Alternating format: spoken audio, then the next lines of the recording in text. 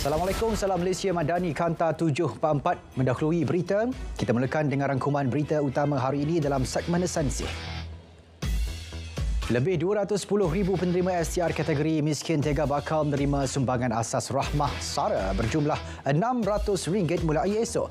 Ia melibatkan Kedah, Pulau Pinang, Selangor, wilayah Persekutuan Kuala Lumpur dan Putrajaya, Negeri Sembilan, Kelantan dan Terengganu, Negeri Perlis, Perak, Pahang, Melaka dan Johor pula pada 31 Julai.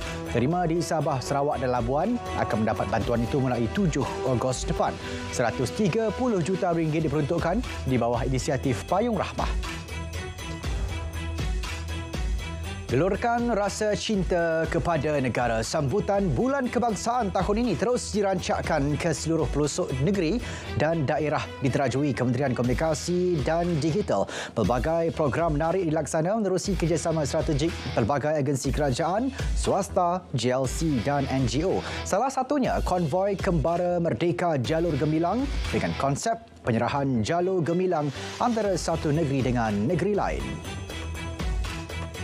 Dalam pada itu, rasa cinta kepada negara menerusi kibaran jalur gemilang sempena Bulan Kebangsaan tahun ini diharap lebih meriah.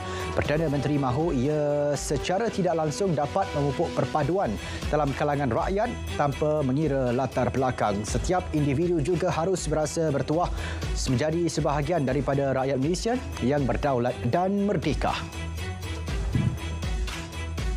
Pelaksanaan program Jualan Rahmah bergerak mendapat sambutan yang positif daripada masyarakat. Di Putrajaya, 12 item barang keperluan asas ditawarkan kepada masyarakat setempat pada harga mampu milik.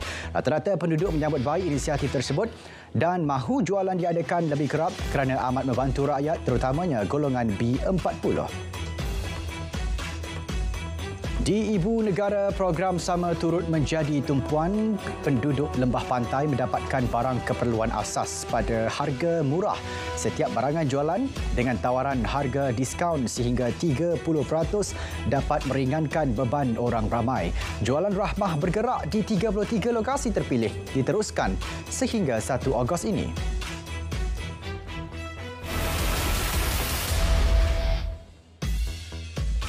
Siasatan polis terhadap 3 pemimpin parti berhubung kenyataan yang didakwa menyentuh isu 3R hampir selesai dan dijangka dihantar ke Pejabat Peguam Negara minggu depan.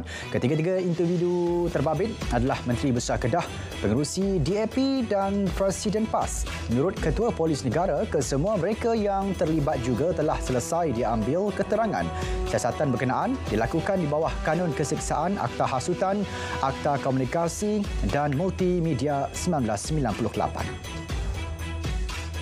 Orang ramai diminta tidak menyebar info tidak sahih dan terpengaruh isu tular berhubung kematian seorang kanak-kanak perempuan ketika mendapatkan rawatan di sebuah hospital kerajaan baru-baru ini. Menteri Kesihatan memberitahu ketika ini kementerian masih menunggu laporan siasatan polis berhubung kes berkenaan. Maklumat terperinci daripada semua pihak terlibat juga diperlukan sebelum membuat penjelasan lanjut berhubung kejadian itu. Kastam Kelantan merampas 2.5 juta rokok seluduk bernilai lebih 1.9 juta ringgit termasuk cukai dalam serbuan di Jalan Kuala Kemasin, Baco.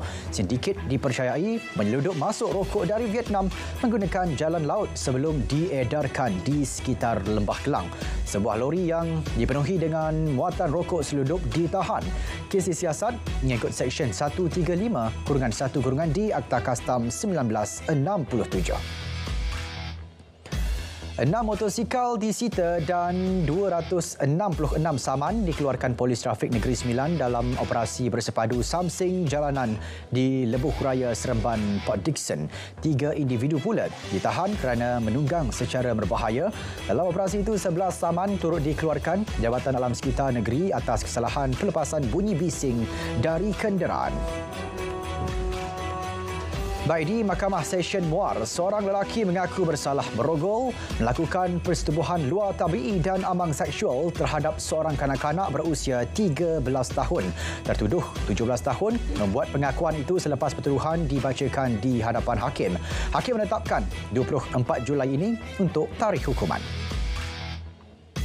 SPRM Kelantan akan membuka bilik gerakan bagi penyaluran maklumat serta aduan berkaitan perbuatan rasuah dan salah guna kuasa sepanjang PRU DUN ke-15 di negeri itu. Pengarahnya berkata bilik gerakan itu akan beroperasi 24 jam di Pejabat SPRM Kelantan mulai 29 Julai. Setakat ini tiada sebarang aduan berkaitan perbuatan rasuah sejak DUN Kelantan dibubarkan pada 22 Jun lepas. 9,602 pegawai dan anggota polis akan dihantar bagi membantu PRU DUN ke-15 di 6 negeri. Ketua Polis Negara berkata, ia bagi memastikan proses pilihan raya berjalan lancar. Hampir 2,000 anggota tambahan akan membantu di Kelantan dan Selangor, Terengganu 2,048 dan Pulau Pinang 663. Anggota itu mencukupi bagi menentukan keselamatan peti undi, kertas undi, dakwat dan pengundi boleh keluar mengundi.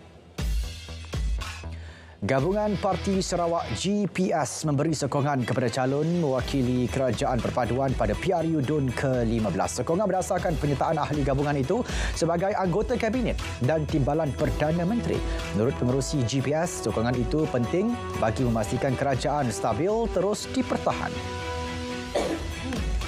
Gaji minimum lepasan TVET bakal dinaikkan sehingga RM2,000. Ia seiring usaha transformasi bidang yang menjadi tumpuan pasaran semasa. Perdana Menteri berkata, bidang tersebut memerlukan perubahan segera berdasarkan keperluan pelabur luar yang berminat dengan kemahiran tempatan. Kebolehpasaran dan permintaan tinggi terhadap graduan TVET kini mencapai 91.7%.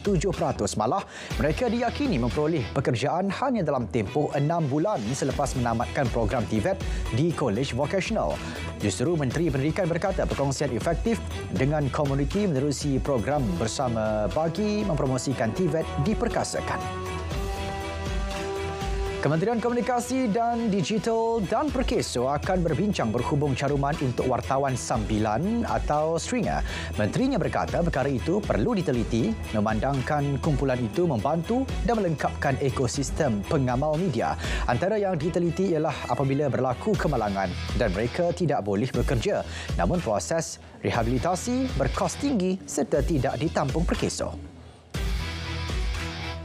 Johor menyasarkan 30,000 unit rumah mampu milik akan dibina di negeri itu dalam tempoh 5 tahun. Sasaran itu mampu dicapai hasil kerjasama erat kerajaan negeri dan syarikat pemaju. Menteri Besarnya berkata ia usaha memenuhi permintaan rakyat untuk memiliki kediaman sendiri. Kesedaran terhadap penggunaan kit ujian HPV bagi mengesan kanser cervix dijangka menggalakkan lebih ramai golongan wanita melakukan saringan awal bagi mencegah penyakit kanser cervix. Penggunaan kit ujian HPV akan memudahkan wanita melakukan saringan secara kendiri sebelum mengambil tindakan lanjut sekiranya didapati positif. Lebih 5.4 juta pelancong disasarkan melawat Selangor tahun ini. Ia mampu dicatat memandangkan negeri itu membuka satu lagi lokasi pelancongan baharu iaitu tapak bekas Lombong Batu Arang Gombak antara 10 geotapak di Selangor. Ketua Pegawai Eksekutif Tourism Selangor berkata ketika ini 4 juta pelancong telah dicatatkan. Pelancong domestik menjadi penyumbang terbesar kepada industri pelancongan Pahang dengan 9.71 juta orang direkod melancong ke negeri itu tahun lepas. Sehubungan itu, Tourism Pahang giat memperkasakan promosi di platform media sosial bagi mencapai sasaran kehadiran 13 juta pelancong tahun ini. Berdasarkan data tinjauan pelancongan domestik 2021, majoriti pelancong domestik ke Pahang adalah berusia antara 25 hingga 39 tahun iaitu golongan aktif pengguna media sosial. Permohonan insentif haji muasasah 2023 bagi penerima di Selangor masih dibuka sehingga 29 Ogos ini. Jemaah yang belum membuat tuntutan dan menepati syarat kelayakan akan menerima bantuan wang tunai RM500. Kaunter tuntutan dibuka setiap Isnin dan Selasa di bangunan Darul Ihsan bermula 10 pagi hingga 1 tengah hari. Satu kajian dalaman akan dijalankan JKR Johor bagi mengenal pasti dan menyelesaikan isu kesesakan 5 laluan utama di Johor Bahru. Kajian akan bermula dalam masa terdekat dan dijangka selesai dalam tempoh beberapa minggu. Laluan terlibat adalah Jalan Sekitar Tulang Laut, Jalan Lingkaran Dalam, Lebuh Raya EDL, Jalan Ibrahim Sultan dan Jalan Bukit Cakar.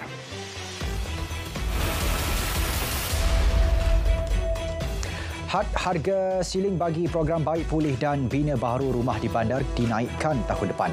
Bagi program Baik Pulih Rumah di Bandar, harga siling dinaikkan kepada RM20,000 berbanding RM15,000.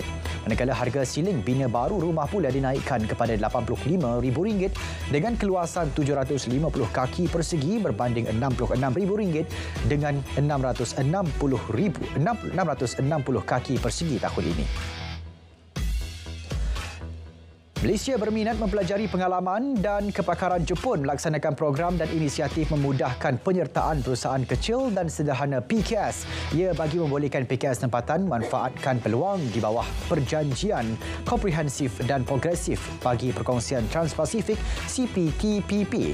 Menteri Pelaburan, Perdagangan dan Industri berkata demikian pada pertemuan dengan Menteri Ekonomi dan Polisi Fiskal Jepun pada mesyuarat Suruhanjaya ke-7 CPTPP berlangsung di Auckland. Dagangan Bursa Malaysia dijangka terus meningkat minggu depan dipacu prospek positif pasaran tempatan dan serantau. Momentum belian di pasaran tempatan mungkin berterusan ke minggu depan memandangkan sentimen pasaran yang bertambah baik selain penilaian murah FBM KLCI. Sentimen pelaburan kekal memberansangkan berikutan keluaran data indeks harga pengeluar Amerika Syarikat yang lebih rendah daripada jangkaan. Sementara itu, ringgit diunjur diniagakan dalam jajaran kecil minggu depan. Berikutan sentimen pelabur kekal berhati-hati. Prestasi mata wang tempatan akan bersandarkan kepada petunjuk baharu mesyuarat Jawatan Kuasa Pasaran Terbuka Rizab Persekutuan Amerika Syarikat. Ringgit dijangka bergerak dalam lingkungan RM4.50 hingga RM4.52 minggu depan. Golongan wanita yang ingin menceburi perniagaan harus mengetahui dan mengkaji peluang, potensi dan bantuan yang ada terlebih dahulu. Pelbagai jabatan dan agensi kerajaan menawarkan program termasuk latihan dan bimbingan serta bantuan kewangan. Kerajaan Sarawak turut menyediakan pelbagai sokongan menerusi strategi pembangunan pasca COVID-19 PCDS 2030. Ia merupakan sebahagian daripada strategi untuk meningkatkan pendapatan negeri dan rakyat menjelang 2030. Perkeso Sabah menyasarkan lebih 10,000 penempatan pekerjaan dalam pelbagai sektor pekerjaan bagi tahun 2023. Bagi merealisasikannya, pelaksanaan Karnival Kerjaya di seluruh negeri akan terus diperhebat.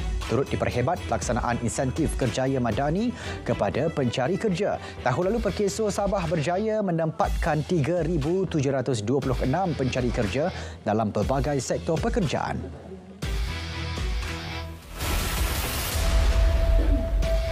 Calon Perdana Menteri Thailand, Pita Limjaroenrat, sedia undur diri dan membenarkan Parti Pheu Thai membentuk kerajaan jika masih gagal mendapat sokongan mencukupi minggu depan. Beliau yang meneraju Parti Move Forward memperoleh kebanyakan kerusi pada pilihan raya umum pada 14 Mei lalu, namun masih gagal membentuk kerajaan. Parti ini juga sedang berusaha meluluskan rang undang-undang menggugurkan kuasa Senat dalam pengundian jawatan Perdana Menteri. 4 maut dalam kejadian tembakan rambang di Georgia, Amerika Syarikat. Suspek Andre Longmore, 40 tahun, dipercayai bersenjata dan berbahaya, kini sedang diburu pihak berkuasa. Ganjaran $10,000 turut ditawarkan kepada orang awam untuk sebarang maklumat bagi menangkap suspek.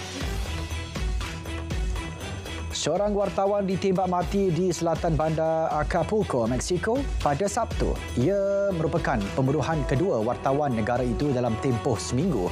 Pihak pendakwa telah membuka kertas siasatan bunuh menggunakan senjata api dalam kes kematian Nelson Matos. Ia beberapa hari selepas seorang lagi mayat wartawan, Luis Martin Sanchez, ditemukan dengan kesan keganasan selepas dilaporkan hilang. Satu mogok besar-besaran pekerja lapangan terbang dan penerbangan diadakan di Itali. Ini menyebabkan lebih 1,000 penerbangan dibatalkan dan memberi kesan kepada lebih 250,000 penumpang. Pekerja mogok menuntut gaji lebih tinggi dan kebajikan lebih baik untuk mengurangkan tekanan hidup yang disebabkan oleh inflasi yang tinggi. Kebakaran hutan di Pulau La Palma, Sepanyol memusnahkan sekitar 4,500 hektar tanah serta ribuan orang diarah berpindah. Kebakaran memusnahkan kawasan berhampiran Perbandaran Punta Gorda dan diburukkan lagi dengan angin kencang menyemarakkan lagi kebakaran. Pasukan bomba bertungkus lumus memadamkan api termasuk menggunakan helikopter. Di Korea Selatan, 33 orang terkorban akibat banjir dan tanah runtuh berikutan hujan lebat berterusan. Kira-kira 7,500 penduduk di 13 bandar dan wilayah di seluruh Korea Selatan. Lebih 200 jalan ditutup dan semua operasi kereta api telah digantung. Sebanyak 12 penerbangan telah dibatalkan pada Ahad. Saudara, paparan itu mengakhiri Kanta 744. Justru selepas ini berita perdana bersama Andy Reza dan Fatul Achati Osman. Saya Syarul Islam. Assalamualaikum dan kita berjumpa lagi.